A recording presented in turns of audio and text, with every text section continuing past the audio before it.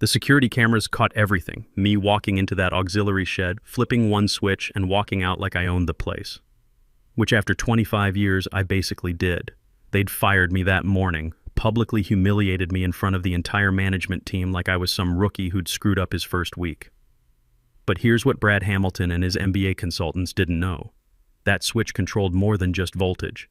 It controlled whether 650 people kept their jobs or went home to tell their families the unemployment line just got longer. And I'd just turned it off. I'm Roy Patterson, 48 years old. I don't have some fancy title that looks good on LinkedIn, but for a quarter century I've been the chief electrical systems engineer at Atlantic Steelworks in Pennsylvania. This place devours electricity like a starving beast. I'm the reason the lights don't flicker when the blast furnaces fire up. I'm the reason the main transformer didn't explode during that ice storm back in 19. I'm the quiet backbone keeping this operation breathing. The guys on the floor, tough men with welding scars and backs that crack when they stand, they don't call maintenance when something sounds wrong. They call me. They know that if Roy's walking slow with his morning coffee, everything's running smooth. If Roy's running, you better find some concrete and start praying. Atlantic Steel isn't just a building to me. It's a living, breathing, cranky beast that needs exactly 15.2 kilovolts or it throws a tantrum costing 6 figures a minute. I know its moods. I know that switchgear C gets sticky when humidity drops below 35%. I know our backup generator has a 3-second lag that terrifies accountants, but is perfectly safe if you manually balance the load distribution. Then there's Brad Hamilton. Brad's the founder's son. He's 32, wears suits costing more than my truck, and has a smile that looks designed by a marketing committee. He took over operations 6 months ago when his old man George finally decided his heart couldn't take the stress and stepped back to play golf in Florida. Brad doesn't know a transformer from a transistor. He thinks efficiency comes from an app store. He walks around with his tablet frowning at things he doesn't understand, which is basically everything that isn't a vending machine. I saw trouble coming about 2 months into his reign. He started bringing in consultants, 20-something kids with MBA degrees who look at a blast furnace and ask if we can optimize thermal output by turning down the heat. I watched them circle my department like sharks who'd read about blood but never seen it. "Roy," Brad said one morning, standing in my control room doorway. Wouldn't come inside. Nobody likes my office. It's kept at 62 degrees for the servers and smells like ozone and burnt copper. Not a place for expensive cologne. "We're reviewing budgets. Your department seems heavy." "Heavy?" I asked, not looking up from monitors. The grid was fluctuating. Local utility was having a brownout, and I was manually balancing capacitor banks to keep voltage sag from tripping main breakers, like trying to land a 747 on an aircraft carrier while someone throws rocks. "Expensive," he clarified. 4 assistants, overtime budget rivaling sales team, and frankly, everything seems automated. Why pay for manual oversight on a system that runs itself? I turned my chair around, took a slow sip of coffee that had been sitting since 4 a.m. Cold, tasted like battery acid. Perfect. "Brad," I said, using his first name because I'd been here since before he could tie his shoes. "System runs itself like a grenade flies itself. Works great until it lands. Those automated systems are 25 years old. Logic controllers held together with patches I wrote in code that doesn't exist anymore. You're paying for the fact that when the grid spikes, I know which breaker to sacrifice so the whole plant doesn't go dark." He smirked. That pearly white practiced smirk. "Sounds like job security talk, Roy. We're modernizing. Lean operations. Synergy." I hate that word. Usually means someone's losing health insurance. "Cut my budget, you cut your safety net," I said flatly. "The blast furnaces, you know what happens if they lose power more than 20 minutes? We have backups," he waved dismissively. "Backups take 15 minutes to synchronize without manual override because phase converters are drifting. Gives you 5-minute window. Miss it. Molten steel in those furnaces turns into 15-ton bricks. Need jackhammers to get it out. Takes months. Costs millions." "You're being dramatic," he sighed, checking his Apple Watch. "Just justify your existence on paper." Report by Friday. I wrote that report. 45 pages explaining every disaster I'd prevented last fiscal quarter alone. The thermal runaway I stopped in May. Harmonic distortion event in June that would have fried every computer and admin if I hadn't isolated the ground loop. I laid it out like an autopsy of disasters that never happened, but I knew he wouldn't read it. Brad skimmed, looked for bold numbers and bottom lines. My bottom line was a salary reflecting 25 years of being the only guy who knew where the high-voltage cables were buried. Plant atmosphere shifted over the next weeks. My guys sensed it. People stopped making eye contact. Specific kind of silence falls over a factory when layoffs loom, heavier than machinery. Even furnaces seemed to whine louder like they were nervous. I kept doing my job, kept the beast fed, smoothed out spikes, drank my coffee. But I also started cleaning my hard drive. Not company files, I'm professional, but personal notes, cheat sheets, little text files where I'd written system quirks. Furnace 3 vibrates at 59 Hz, stabilizes at 60. Feeder 7 runs hot, ignore alarm until 95 degrees. Main breaker needs left wiggle or won't engage. Tiny crucial details. Knowledge living in fingertips, not manuals. I deleted them one by one. If I was heavy, figured I should shed weight. Yesterday morning the summons came. Calendar invite titled Restructuring Discussion. No agenda, just Brad, me, and Patricia Wilson from HR. A woman who always looked like she was smelling something unpleasant. I put on my cleanest flannel shirt and best work boots, walked through the factory floor toward admin building. I touched cold steel of a support beam as I passed. Goodbye, Pat. The guys nodded. Morning, Roy. How's she running? Running hot, boys, I said. Keep an eye on the gauges. They didn't know, but I knew. Could feel electricity in the air, sharp and dangerous. The storm wasn't outside this time. It was sitting in a glass-walled conference room, wearing a three-piece suit, thinking it was smart because it could read spreadsheets. The conference room wasn't empty. That was the first violation. You fire someone like me, someone who's been foundation since concrete was wet, you do it private, with dignity. You don't turn it into theater. But Brad had made this a spectacle. Around that long table sat department heads, sales, logistics, HR, and 3 efficiency consultants who looked barely old enough to vote. They were tapping tablets, probably calculating coffee savings if they fired janitors. When I walked in, typing stopped. Silence thick and sticky.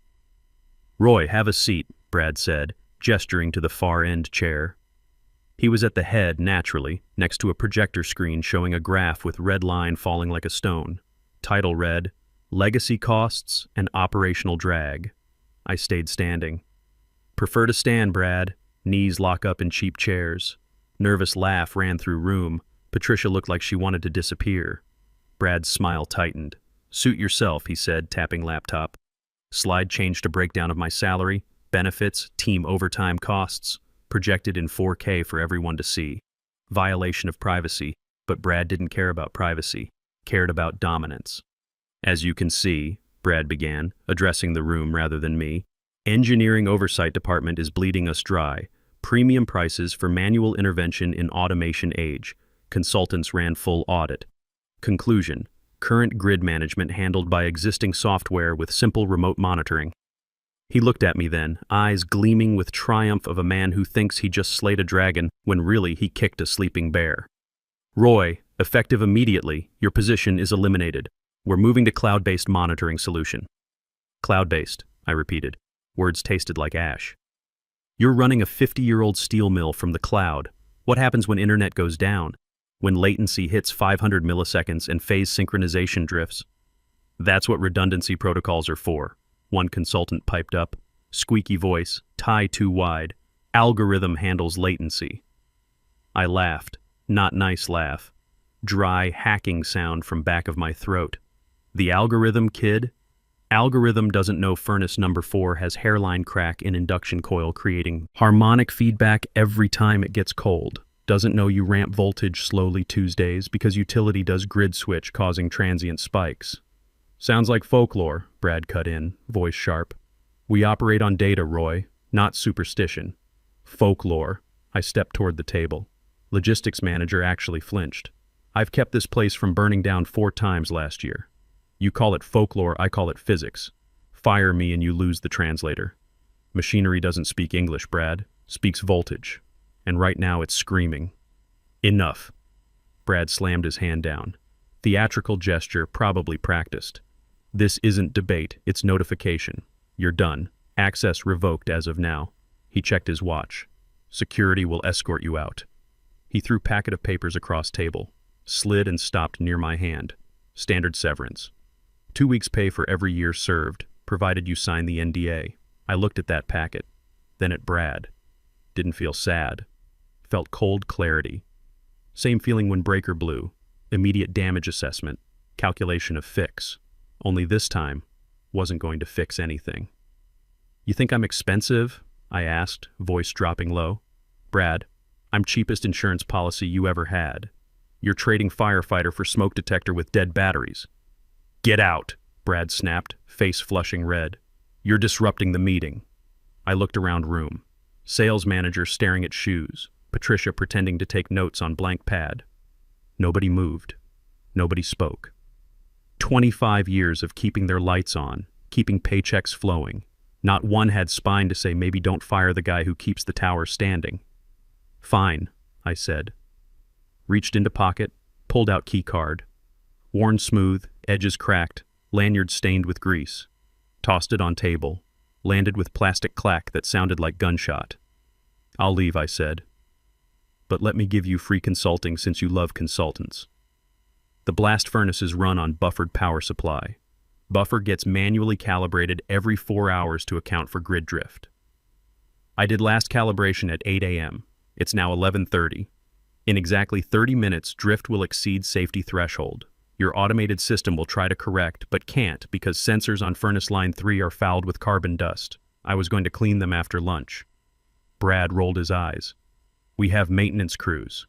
We're not helpless. Maintenance crews fix broken gears, I said. Don't touch logic controllers because they're terrified of them. You have 30 minutes, Brad. If that drift isn't corrected, safety interlocks trip. Power to furnaces cuts. 10 minutes after that, you'll have 12 furnaces worth of solid steel statues. That's about $6 million per furnace to repair, plus $78 million in lost production while you jackhammer them out. The room went quiet. Even consultants stopped typing. Get out, Brad pointed, shaking finger at door. I straightened up, adjusted my collar, looked him dead in eye. Good luck with the synergy. I turned and walked out, could feel their eyes burning into my back. But as I hit hallway and cool air hit my face, I smiled, real, genuine, terrifying smile, because I knew something they didn't. I hadn't just left. I'd left a ticking bomb. An only person who knew how to defuse it was walking toward parking lot, lighting cigarette, getting ready to watch world burn from safe distance. Walk to parking lot usually takes 5 minutes. I took 10. Wanted to soak it in. The rhythm of the place. Thump, thump, thump of stamping presses, hiss of steam valves. Symphony I'd conducted for 25 years. Now I was dropping the baton and walking off stage. But I had one stop first. My truck was parked near auxiliary control shed, small brick building housing manual overrides for the substation. Most people don't even know it exists. Inside are physical breakers connecting plant to municipal grid. I still had my physical keys. I'd tossed the card, sure, but brass key to the shed was on my personal ring, between house key and bottle opener shaped like wrench. Brad, in his rush to humiliate me, forgot I held physical access to Heart of the Beast. I unlocked heavy door and stepped inside. Cool and dark, lit only by green and red LEDs on breaker panel. Hum was louder here, physical pressure against eardrums. This was raw feed. 138,000 volts stepped down to 15,200. I stood looking at panel. There was switch labeled SW7 Auto Sync Override. Here's the thing about Brad's beloved automation. Software tries to synchronize our internal frequency with CityGrid. CityGrid is dirty, fluctuates. When software sees too much variance, panics and shuts down to protect equipment. To prevent that, I keep SW7 in manual position. Tells computer, shut up, I got this. Ignore the jitter. Forces system to stay online even when power isn't perfect. If I flip it to auto, computer takes over. Without my custom patches, which I'd so carefully deleted, computer will see natural grid jitter, assume catastrophic fault, trip main breakers. Wouldn't happen instantly. Takes time for sampling cycle to complete. Maybe 10 minutes, just enough time to drive away. I reached out. Hand didn't shake. Felt cold plastic of switch. You want automation, Brad? I whispered to empty room. You got it. Click. I flipped from manual to auto. Green light flickered once, turned solid red. Hum didn't change. Lights didn't dim. To untrained eye, nothing happened. but I knew I'd just lobotomized the system, taken steady handoff wheel and engaged cruise control that didn't know road ended at cliff. I stepped out, locked door, walked to my truck, older than some interns, with rusted wheel well and bumper sticker saying I am the warranty, tossed gear bag and passenger seat. As I climbed in, saw Steve Walsh, head of security, doing rounds in golf cart. He waved. Steve's good guy. Brings donuts Fridays. Has no idea his boss just fired only person keeping him safe. Leaving early, Roy? He called, slowing down. Yeah, Steve, I shouted over engine as I cranked it. Taking permanent vacation. Brad's orders. Steve frowned, confused. Permanent? What about the... He gestured vaguely at Humming Factory. Not my problem anymore, I said, putting truck in gear. Hey, Steve, do me favor. Yeah? Don't ride elevator in casting tower next hour. Take stairs. Why? Trust me. I peeled out of lot but didn't speed.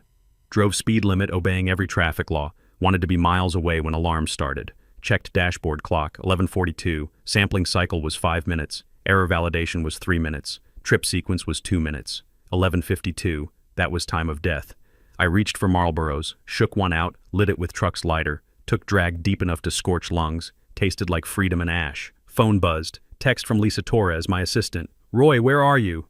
Voltage monitors acting weird, frequency oscillating. Should I call you? I didn't reply. Held phone for second, then powered it off. I turned onto highway. Factory was gray smudge in rear view, white steam billowing into blue sky. Looked peaceful, industrious. You got 10 minutes, I said to reflection. Better start heating up crowbars. Gonna need them. Didn't go home.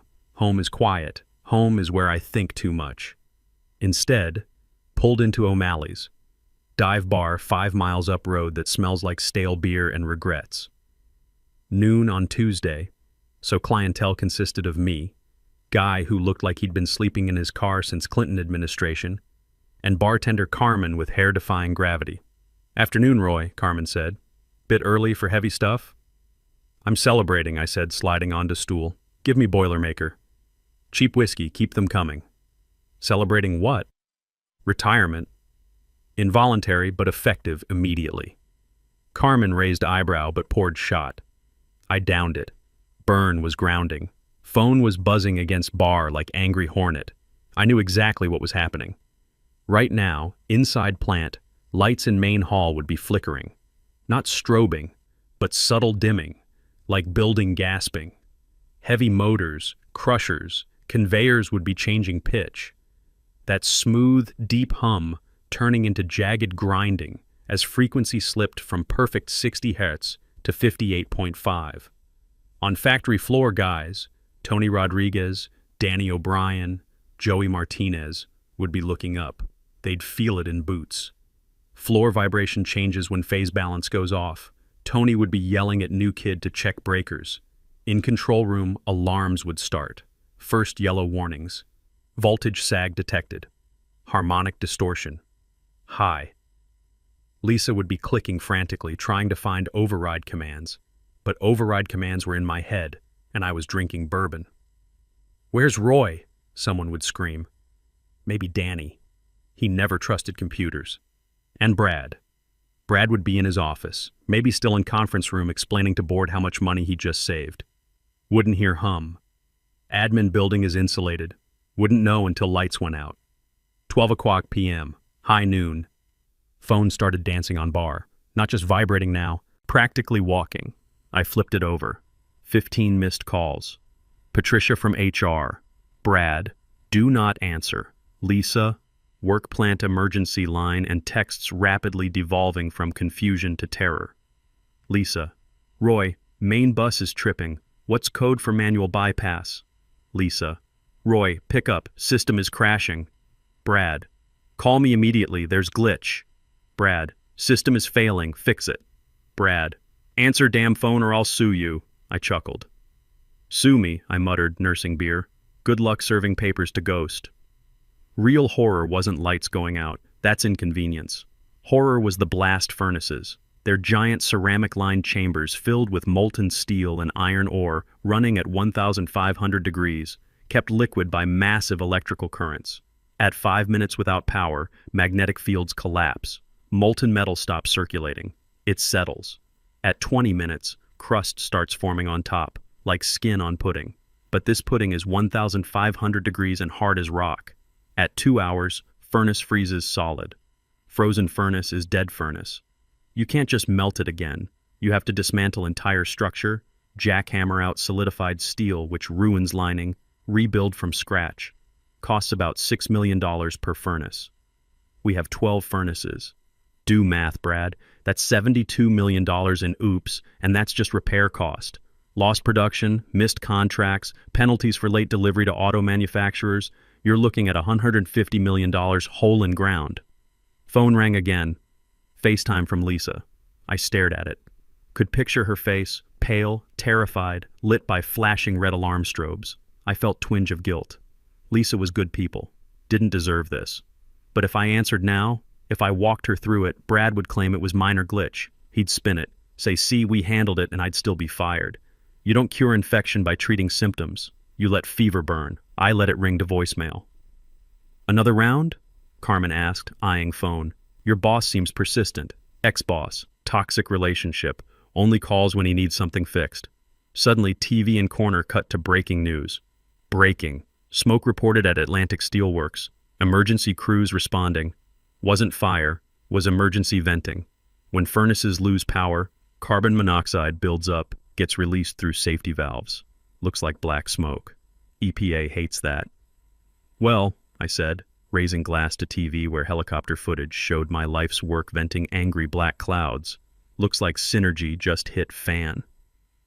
At 12:45, black town car screeched into O'Malley's gravel lot. Wasn't Brad.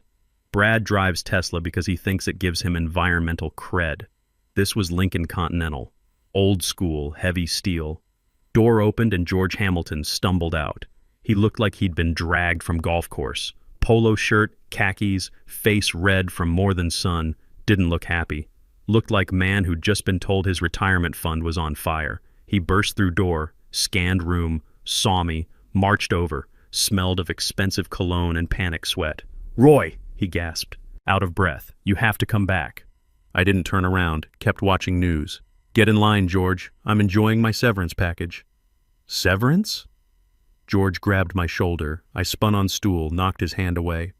Roy, furnaces are cooling. Temperature's down to 1300. We have maybe 20 minutes before crust is too thick to break. Sounds like management problem. Brad said automation would handle it. Maybe try rebooting cloud.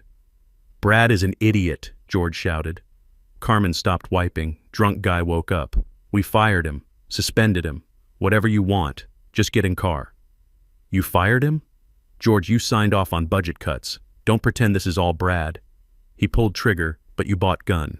George turned pale. Roy, please. We're talking about company. Jobs. 650 people work here. If those furnaces freeze, we close. Everyone goes home. No pensions, no severance, nothing. Bankruptcy. He knew which button to push. I didn't give damn about shareholders or Brad's inheritance, but the guys, Tony with his 3 kids, Danny who was 2 years from retirement, I wanted in writing, I said. What? Contract. Independent consultant. Triple my old hourly rate. 5-year guarantee. Full operational autonomy. No more suits in my control room. No more efficiency experts. I run grid. Period. Done, George said immediately. I'll write it on napkin if I have to. Electronic signature sent to my personal email. Right now. He fumbled for phone, fingers shaking. Dialed legal department. Draft it. Send it now. I don't care about templates. Just do it. 2 minutes later, it's sent. Check your email. I pulled out phone, turned it on. Screen flooded with notifications but went straight to Gmail. There it was. Consulting agreement, emergency draft. Sloppy, but terms were there. $250 an hour, full authority. One more thing, I said, standing up. Anything. I want Brad to meet me at gate. I want him to escort me to control room. And I want him to apologize, loudly. George looked pained. Roy, we just removed him. Those are my terms. George gritted teeth. Fine. Get in car. The ride back was fast. George drove like maniac, blew through 2 red lights. When we pulled up to main gate, it was chaos. Fire trucks, ambulances, confused workers in parking lot. And there he was. Brad looked like he'd aged 10 years in 2 hours. Tie undone, hair messed up, holding hard hat like shield. I got out of Lincoln, walked to gate. I waited. George nudged Brad. Do it. Brad looked at me, eyes full of hate, but fear was stronger. He walked to keypad, punched code. Gate slid open. "I'm sorry, Roy," he mumbled. "Can't hear you over sound of $150 million melting." "I'm sorry," he screamed, voice cracking. "I was wrong. You were right. Please fix it." I looked at workers behind fence. They were watching. Tony gave me subtle nod. "All right," I said, tossing bag over shoulder. "Let's go save your inheritance." I walked past him. Didn't need to run. I knew exactly how much time I had. Physics doesn't change because people panic. I had 12 minutes before steel hardened past return. Tight, but I'd done more with less. Plant was tomb. That's first thing you notice when factory dies. The noise, that comforting, bone-shaking roar, was gone. Replaced by terrifying hollow silence, broken only by sharp hiss of pneumatic lines bleeding pressure and frantic shouting of men who didn't know what to do with hands. I walked through casting floor. Emergency lights bathed everything in sickly yellow. Saw Tony standing by furnace line 4, holding long steel pike, ready to manually break crust if he had to. Suicide mission if crust breaks wrong. Molten steel can explode outward. "Put pike down, Tony," I called. "I'm not letting you melt your face for minimum wage." Tony saw me. His shoulders dropped 3 inches. "Roy, thank God. Readout says we're at 1,220. Getting slushy. Give me 5 minutes. Don't touch anything." I burst into the control room. It looked like the flight deck of a crashing airliner. Lisa was hunched over the main console, tears streaming down her face, furiously typing commands I knew were being rejected. 2 consultants stood in the corner looking at their phones, useless as screen doors on submarines. "Move," I said. Didn't shout, didn't have to. The authority in my voice cracked like a whip. Lisa practically fell out of the chair. "Roy, it's locked out." Autosync failed and tripped the master breaker. Logic controllers in reboot loop because frequency's unstable. "I know," I said, sliding into the chair. Still warm. I told it to do that. I looked at the screens. Sea of red. Zone A critical fault. Zone B under voltage. Zone C disconnected. Main bus voltage was 0. Backup generator running but not connecting to load because phase angle was off 120 degrees. System was trying to protect itself from a mismatch that didn't exist anymore. Logic trapped in error state. "Brad," I said without looking back. He'd followed me in, panting like a dog. "Get me coffee." "Black, 2 sugars. Are you serious? The plant is dying and I'm dehydrated. If I pass out, we all lose." "Get the coffee." He made a noise of pure frustration, but ran to the break room. I smiled. Small victories. I cracked my knuckles. Time to work. First, stop the reboot loop. I opened command terminal. Consultants gasped. "You can't use command line. That voids warranty." "Kid," I said, typing sudo kill all, 9 sync daemon, "I am the warranty." I killed the synchronization process. Screens flickered, went black for terrifying second, then popped back up. Reboot loop stopped. System was stable but dumb, wasn't trying to think anymore. Good. Now the hard part. I had to manually synchronize backup generator to main bus before re-engaging grid connection. Like trying to jump onto moving merry-go-round. Miss the timing, strip the gears. I pulled up phase monitor. 2 sine waves appeared. Generator in yellow. Dead bus as flatline. "Lisa," I said, "go to breaker panel and back. When I say mark, pump handle on breaker 7 to prime the spring." "Okay," she said, wiping her eyes. Ran to the back. I watched frequency. Had to trick the sensors. I typed bypass code I'd memorized 10 years ago. "Override safety limit." System flashed warning. "Are you sure? This may cause catastrophic damage." "Yes, I'm sure, you pile of silicon," I muttered, hitting enter. Flatline jumped. Bus was live, but only with residual capacitance. "Mark!" I shouted. Clunk, clunk. Lisa primed the spring. "Hold it." I watched numbers. 59.8 Hz, 59.9, 60.1, needed 60.0, dead on. Brad appeared with spilling coffee. "Give me the cup." Took a sip. Terrible. Perfect. Here we go. Initiating hard start. I wasn't just flipping a switch. I was conducting orchestra of high-voltage physics. Had to close breaker at exact millisecond waves aligned. Finger hovering over enter key. Thump, thump. My heart. Or cooling fan. 60.0 Hz. Click. For a second, nothing. Silence stretched thin and screaming. Then from deep in bowels came sound. Ka-chunk. Sound of 3,000 amp breaker closing. Loudest, most beautiful sound in the world. Lights flared bright, dimmed, steadied. Hum returned, started low, growl in floorboards rose to familiar bone-rattling vibration. Screens turned red to yellow. Zone A, recovering. Zone B, stabilizing. "We have power," Lisa whispered. "Oh my God, we have power." "Not yet," I said, eyes glued to thermal readouts. "We have juice. Now we see if patient's brain dead." I looked at furnace temperatures, hovering at 1,220 degrees. Critical freezing point was 1,200, 20 degrees of wiggle room. "Full load," I said, typing furiously.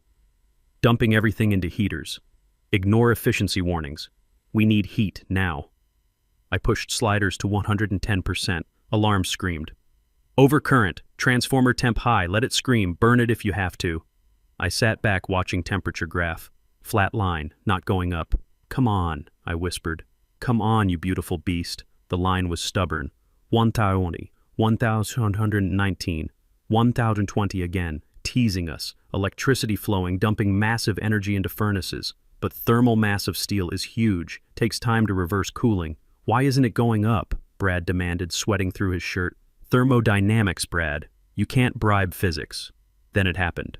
1,021, 1,023, 1,025. Curve started bending upward. Current was biting, heat soaking back into metal. Beast was waking up. My phone pinged. Text from Tony on floor. "Crust breaking. We got flow.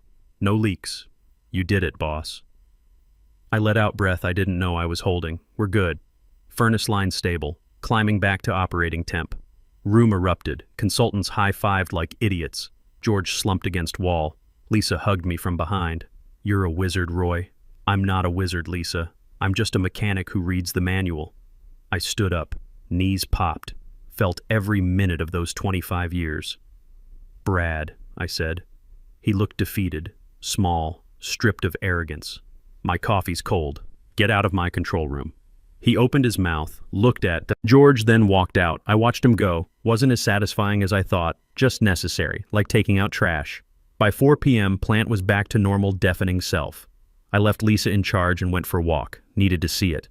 I walked down main aisle of furnace room, cathedral of industry. Ceiling 60 feet high, lost in shadows and girders. Furnace lines stretched quarter-mile, glowing dull red.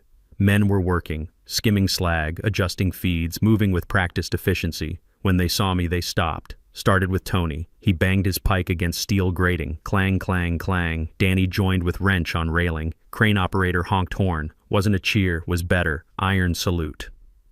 Noise we make when someone retires, dies, or rises from dead. I didn't wave, just nodded.